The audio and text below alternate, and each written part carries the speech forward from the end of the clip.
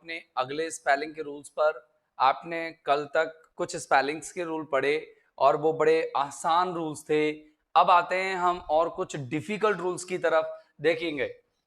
Spelling rules हमारा चल रहा था टॉपिक, स्पेलिंग रूल्स। मुझे मालूम है कि शायद कुछ बच्चों ने तो ये रूल्स पढ़ रखे होंगे, कहीं कहीं कुछ कुछ बच्चों को ये आते भी होंगे। ओके, तो देखिए, अब मैं आपसे कुछ स्पेलिंग्स पूछ रहा हूं, बताइए ये सही है या नहीं। देखिए, बताइए, एक स्पेलिंग मैं आपके सामने लिख रहा हूं, वो स्पेलिंग है अंटिल, UNTILL। क्या ये सही है? बताइए, क्या ये सही है? अच्छा, एक और देख लीजिए, REFILL, रिफिल। क्या ये सही है? अच्छा, एक है REBUFF, रिबफ। अच्छा, बताइए, क्या ये सही है? अच्छा, हम रिबफ की बात करें तो इसका मतलब डांटना या धुतकारना होता है, या धुतकारना, धुतकारना। अच्छा, बताइए, इनमें आपको एक और मैं स्पेलिंग देता हूं, फुलफिल, FULFILL। बताओ, इनमें से गलत कौन कौन सी है? मुझे उम्मीद है कि आप लोगों ने सोच ली होगी कि कौन सी गलत है और कौन सी सही है। लेट अस बिगिन, शुरू करते। देखो, FULFILL में सिंगल एल आएगा, UNTILL में सिंगल एल आएगा, लेकिन रीफिल में डबल एल सही है, रीबफ में डबल एफ सही है। ऐसा क्यों होता है? तो देखिए, याद रखना, एफ और एल की मैं बात कर रहा हूं, एफ और एल की, एफ और एल ये दोनों याद रखना केवल ऐसे री वाले जो हैं, मतलब री प्रीफिक्स के साथ जुड़ करके अगर कोई वर्ड आ रहा है, एक स्वर वाला, शॉर्ट वॉवेल वाला, री के साथ जुड़कर शॉर्ट वॉवेल वाला कोई अगर वर्ड आ रहा है, तो वहां पर ये एल भी डबल रहेंगे और एफ भी डबल ही रहेंगे। समझ लीजिए, देख लीजिए एक बार इसको, मैं क्या कहना चाह रहा हूं। देखिए, मैं ये कहना चाह रहा हूं कि रूल देखिए, रूल क्या है, रूल नंबर 6 चलेगा आज हमारा, कि यदि री प्रीफिक्स के साथ या प्रीफिक्स री के साथ, प्रीफिक्स कहते हैं इसे उपसर्ग, यदि प्रीफिक्स री के साथ शॉर्ट वॉवेल, शॉर्ट वॉवेल वाला वाला याद रखना, शॉर्ट वॉवेल वाला कोई वर्ड, शॉर्ट वॉवेल वाला कोई वर्ड एल या एफ से अंत हो, एफ से अंत हो, तो तो एल व एफ डबल रहते हैं। एल व एफ कैसे रहते हैं? डबल रहते हैं। आप याद रखना, जैसे देखिए, दो वर्ड तो मैंने लिख दिए, रीफिल, रीबफ, और एक लिख देता हूं मैं, रिकॉल। अब इन तीनों का अर्थ देख लो। रिफिल मानी पुनः भरना, पुनः भरना, ठीक है ना, और रिकॉल मानी याद करना, याद करना। अच्छा, बताइए डियर फ्रेंड्स, ये तीनों वर्ड्स देख लीजिए, इनके पहले क्या आ रहा है? री, और इनमें एक ही शॉर्ट वॉवेल है, फी, ई, इसमें ई आ रहा है वॉवेल। बफ, बफ, इसको बोलेंगे बफ, तो इसमें एक ही स्वर ध्वनि आ रही है, एक ही वॉवेल आ रहा है, आ।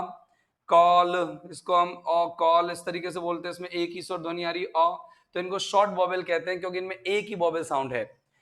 अब देखिए कि री से जुड़ करके एक वॉवेल साउंड वाला अगर कोई वर्ड आ रहा है और उसके अंत में एल आ रहा है और एफ आ रहा है, तो डेफिनेटली आप समझ लेना कि वहां पर क्या होगा?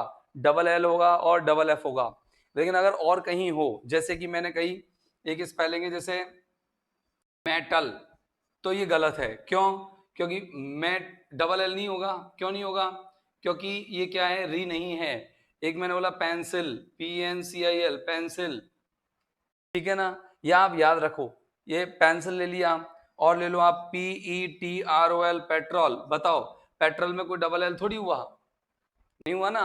लेकिन अब कुछ स्पेलिंग तो ऐसी होती है, जैसे रॉल, आपको तो वैसे ही पता है कि सिंगल स्पेलिंग में डबल एल तो आना ही आना है। आपको बताया है, पिछले रूल्स में आप देखिए, शॉर्ट वॉवेल्स के रूल्स हमने पढ़े थे, उनमें आप देख सकते हैं, ठीक है ना। तो आप इनको ध्यान रखो। तो देखिए, इनको आप एक बार लिख सकते हैं और देख सकते हैं, समझ सकते हैं। और भी कई ऐसे वर्ड हैं, तो और भी कई वर्ड है, जैसे अगर मैं बात करूं, जैसे मसूर की दाल आप जानते होंगे, तो उसकी स्पेलिंग है लेंटिल, लेंटिल, लेंटिल। अब देखो, वैसे तो टिल की स्पेलिंग में डबल एल आता है, लेकिन लैन के साथ जुड़ते ही वो एक एल रह गया। तो मेरे कहने का मतलब समझे कि डबल एल और डबल एफ तभी आएंगे जब उनसे पहले री होगा। अगर री के अलावा और कोई प्रीफिक्स है तो क्या होगा, री के अलावा और कोई प्रीफिक्स है तो क्या होगा, अरे भाई क्या होगा, री के अलावा अगर और कोई प्रीफिक्स है तो हम डबल एल और डबल एफ नहीं करेंगे, हम सिंगल एल और सिंगल एफ ही रखेंगे। ध्यान रखना, याद क्या क्या याद रखना है आपको, लेंटिल, लेंटिल के अलावा लिंटेल, ये दोनों स्पेलिंग किसकी है, मसूर की दाल की, ये दोनों मसूर हैं, मसूर की दाल, ध्यान रखना। तो आपका ये रूल आपका कंप्लीट हो गया। रूल क्या है कि दो जो सिलेबल होते हैं, दो स्वर ध्वनियों वाले, दो स्वर ध्वनि हो गए ना, री फिल, री में ई, फिल में ई, री में ई, बफ में ए, री में ई और कॉल में ओ, तो दो स्वर ध्वनियों वाले यानी दो सिलेबल, जिनमें एक स्वर ध्वनि होती है वो एक सिलेबल वाला होता है, जिसमें दो स्वर ध्वनि हो गई वो दो सिलेबल वाला होता है। तो बताओ दो सिलेबल वाले ऐसे वर्ड जिनकी प्रीफिक्स कौन होगा, री हो गया, तो उनके अंत में एल और एफ डबल होंगे, और अगर प्रीफिक्स री के अलावा और कुछ होगा तो वहां पर हम क्या करेंगे, बताइए क्या करेंगे, एक ही एल रखेंगे और एक ही एफ रखेंगे। आप इस रूल को देख सकते हैं, अच्छे से समझ सकते हैं, देखिए।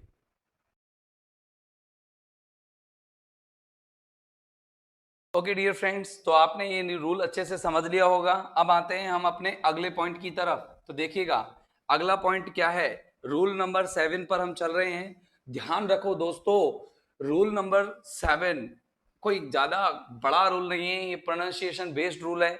देखेंगे हम बात करते हैं शॉर्ट वॉवेल वाला, यानी रूल नंबर कौन सा है, रूल नंबर 7, शॉर्ट वॉवेल वाला।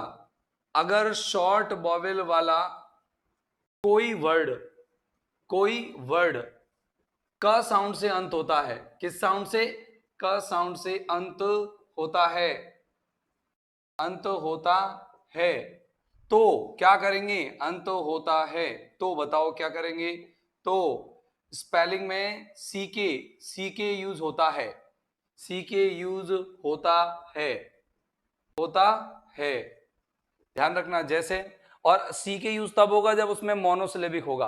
अगर मानो उसमें सिलेबल्स बढ़ जाते हैं, मतलब सिलेबल्स एक से ज्यादा हो तो, स्वर ध्वनियां एक से ज्यादा हो तो, सिलेबल्स एक से ज्यादा हो तो, एक से ज्यादा हो तो, ज्यादा हो तो केवल सी यूज होता है, सी यूज होता है।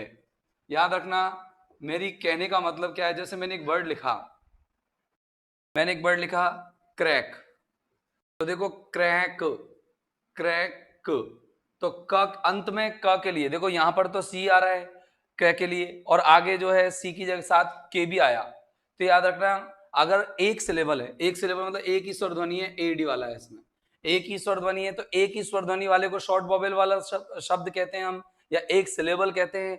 अगर उसके अंत में क साउंड आ रहा हो तो वहां पर अपन क्या करेंगे कि का के लिए सी के यूज करेंगे। आप देख सकते हैं, एक बार रूल को समझ लीजिए आप, अगर आपको कोई डाउट हो तो आप पूछ सकते हैं। देखिएगा, देख लो आप, भले आप समझ सकते हैं। जैसे अगर मैंने कहा CLOCK क्लॉक, COCK कॉक, है ना, इसके अलावा और ले लो आप, जैसे कि आप और कई वर्ड जानते होंगे, देख सकते हैं आप, बताइए। जैसे क्लॉक यानी जानते हो आप, घड़ी होती है, घड़ी, और कॉक यानी क्या होता है, मुर्गा होता है। और बताइए और कौन कौन से बर्ड्स हैं जिन्हें आप जानते हैं, बताइए। हाँ बताइए, देखो जैसे बोरी की स्पेलिंग होती है ना, बोरी की क्या होती है, बोरी की SACK, सैक, सैक यानी क्या होती है, बोरी। SICK, सिक यानी क्या होता है, बीमार, देख लो CK आ रहा है, बीमार। अच्छा, इसके अलावा STICK, स्टिक, स्टिक मानी क्या होती है, छड़ी।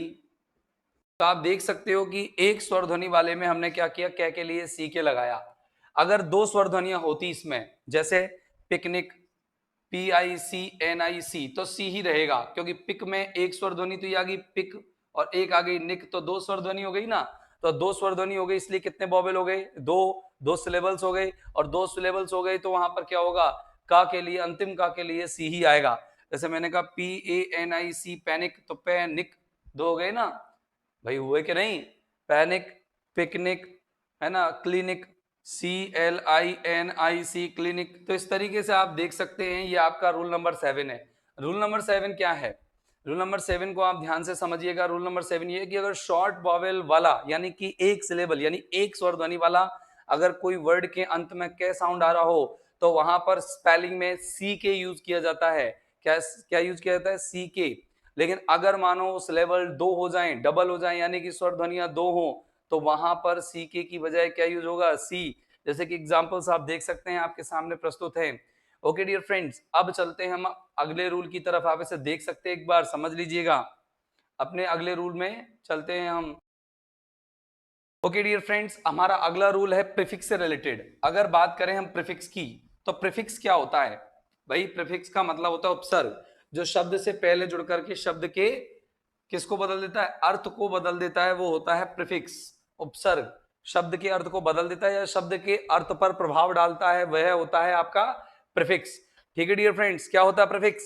अरे बताइए, प्रीफिक्स क्या होता है? प्रीफिक्स होता है कि जो शब्द के पहले लग करके क्या होता है, शब्द के मीनिंग को चेंज कर देता है। यस डियर फ्रेंड्स, देखिए, अब देखिए अपन को क्या पढ़ना है, रूल नंबर 8। मैं रूल नंबर 8 की बात कर रहा हूं। मैं ऐसे प्रीफिक्स की बात कर रहा हूं जो सिर्फ एक है, जिसमें कुछ चेंजेस होते हैं। आपने एक शब्द सुना होगा ऑल, राइट? ये प्रीफिक्स का भी काम करता है, लेकिन जब ये प्रीफिक्स का काम करता है तो ऑल में सिर्फ कितना एल रह जाता है? एक। यानी कि जब ये ऑल किसी शब्द से पहले जुड़ता है तो याद रखना, ऑल में से एक एल हट जाता है। देखेंगे और की बात करें हम, जैसे डी, डिस, मिस, इम, इन, आप कुछ भी और प्रीफिक्स कोई सा भी ले लीजिए, इनमें से कुछ नहीं हटेगा, ना कुछ डबल होगा। जैसे अगर मैं बात करूं कि डी ग्रेड, डी ग्रेड, अगर मैं बात करूं डिस्चार्ज, तो इसमें से कुछ नहीं हटाना, है ना? मिसबिहेव, कुछ नहीं हटाना। अच्छा, इंचार्ज, इम्पॉसिबल। और हम सफिक्स प्रीफिक्स का जब टॉपिक पढ़ेंगे जनरल ग्रामर में, उस सफिक्स प्रीफिक्स के टॉपिक में हम आपको ये जरूर पढ़ाएंगे। तो देखिए, जब तक आपको अगली चीज समझनी है, एल से बनने वाले शब्द बताइए। एल से बनने वाले शब्द कौन कौन से हैं? देखिए, ALTOGETHER, ALREADY, already. All together मानी क्या होता है? बताना, लगभग। क्या होता है लगभग? ऑलरेडी यानी क्या होता है बताइए? पहले से ही। ऑलमोस्ट, ALMOST, ऑलमोस्ट यानी क्या होता है? लगभग। तो देख सकते हैं आप, इन स्पेलिंग्स में देख सकते हैं कि यहां पर क्या हुआ है कि AL लगने पर डबल एल नहीं रहा है। अगर स्पेलिंग में अगर जैसे ऐसे होती स्पेलिंग ऑल दो, THOUGH, तो ये गलत होती स्पेलिंग। एक एल रहेगा, ALTHOUGH, एक है ALWAYS, एक है ALSO। देख सकते हैं आप, ऑल दो मानी क्या होता है? यद्यपि। हाँ जी, ऑल दो यानी क्या होता है? अरे बताओ ना, ऑल दो यानी क्या होता है? यद्यपि। यद्यपि देखिए, ऑल दो, all together, already, almost, always, also, ये सब क्या है? जिनमें डबल एल नहीं है। अगर मैं आपको ऐसा कोई वर्ड लिखूं, इनमें से अगर कोई वर्ड लिखता जैसे ऑलरेडी, तो याद रखना, आप कंफ्यूज मत होना, इसमें डबल एल नहीं आएगा, केवल सिंगल एल आएगा। अगर ऑल के साथ अगर कोई भी शब्द जुड़ता है तो ऑल में केवल एक ही एल रह जाएगा। तो ये हमारा रूल नंबर 8 है।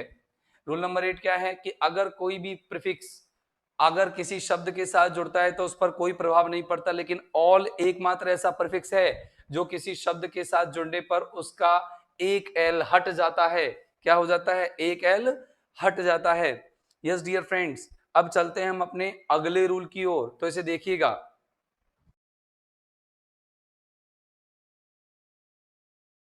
Yes dear friends, now rule number 9। तो रूल नंबर 9 देख लीजिए आप, रूल नंबर 9 क्या है, और फिर इसके बाद रूल नंबर 10 देखेंगे। हमारी एक वीडियो और रहेगी, उसमें हमारे जो स्पेलिंग रूल्स हैं वो कंप्लीट हो जाएंगे। तो देखिए, रूल नंबर 9 की मैं बात कर रहा हूं। रूल नंबर 9, याद रखना, ऐसे कई वर्ड्स हैं जिनके अंत में एक बॉवेल जिनके अंत में एक बॉवेल प्लस एल आता होगा, एक बॉवेल और एक एल आता होगा। तो अब क्या करना, आप अगर इसमें कोई भी सफिक्स जोड़ते हो, मतलब चाहे कुछ भी जोड़ो आप, हमें इससे कोई मतलब नहीं, ING जोड़ो, ED जोड़ो, IC जोड़ो, कुछ भी जोड़ो, तो आपको एल को क्या करना पड़ेगा? जस्ट डबल करना पड़ेगा। नहीं समझ में आया? जैसे मैंने एक वर्ड लिखा सिग्नल, राइट, एक सिग्नल वर्ड लिखा, एक वर्ड मैंने लिखा ट्रेवल, TRAVEL, एक वर्ड लिखा मैंने लेवल, ठीक है, एक वर्ड लिखा मैंने मेटल, राइट, ये 4 वर्ड्स लिखे मैंने, सिग्नल, ट्रेवल, लेवल और मेटल। आप देख सकते हैं मोनोसिलेबिक तो है नहीं, मतलब एक स्वर ध्वनि से ज्यादा है, इसीलिए इसमें डबल एल नहीं है। अगर एक ही स्वर ध्वनि होती तो कॉल, ठीक है ना, जैसे नल, नल आ जा, नल स्पेलिंग NU होगा, ठीक है ना, ऑलरेडी डबल एल होगा, नल, नल मानी होता है जीरो, शून्य, शून्य कहते हैं इसको। लेकिन अगर मानो वो डबल सिलेबल में आता है, यानी 2 स्वर ध्वनि आती है, तो एल एक रहता है, ये हमने पढ़ लिया था, अभी अभी पढ़ा है जस्ट थोड़ी देर पहले ही। अब देखिए अगर बात करें हम सिग्नल की, तो जब ING लगाऊंगा मैं, तो देखो कैसे होगा, SIGNALLING, सिग्नलिंग, याद रखना एल डबल हो जाएगा। अगर मैं बात करूं ट्रेवल की, तो TRAVELLING, ट्रेवलिंग। अगर मैं बात करूं लेवल की, LEVELLING, लेवलिंग, ठीक है ना। या फिर अगर मैं ट्रेवल्ड लिख दूं, मानो ED लगा दूं, TRAVELLED, ट्रेवल्ड, ये ट्रेवल्ड हो जाएगा। ऐसी LEVELLED, लेवल्ड, ये लेवल्ड हो जाएगा। ऐसी मैं मेटल की बात करूं, METALLIC, मेटेलिक हो जाएगा, डबल एल हो जाएगा। तो याद रखना इन शब्दों में नहीं, मैं अभी सभी शब्दों में बात कर रहा हूं कि अगर मानो कोई ऐसा वर्ड हो जिसमें 2 सिलेबल आ रहे हो, यानी 2 स्वर ध्वनि और अंत में एल हो, तो आपको क्या करना है, एल को डबल कर देना, कब, जब कोई भी उसमें सफिक्स जोड़ते हो। अब आते हैं हम रूल नंबर 10 पर, इसे देख लीजिए, आप अच्छे से समझ लीजिएगा, अच्छे से समझ लो। अब आते हैं हम रूल नंबर 10 पर, तो देखिए रूल नंबर 10 क्या है। रूल नंबर 10 भी बहुत आसान और सीधा रूल है, देखिए रूल नंबर 10 क्या है। अगर हम दो जोड़ी, दो मतलब 2 पेयर होते हैं, एक तो EI होता है, IE होता है, और एक EI होता है, राइट, IE और EI। आई और EI पर विशेष ध्यान देना है, IE कब आता है और EI कब आता है। तो देखो, जब अगर मैं बात करूं कि अगर मानो इधर C होगा, मतलब C के बाद हमेशा ध्यान रखना, C के बाद हमेशा EI आएगा, यानी कि C के बाद हमेशा EI आएगा। इसके अलावा हर स्पेलिंग में, कोई भी स्पेलिंग हो, कुछ भी आए, तो आपको IE ही लिखना है। जैसे एक स्पेलिंग है RECIEVE,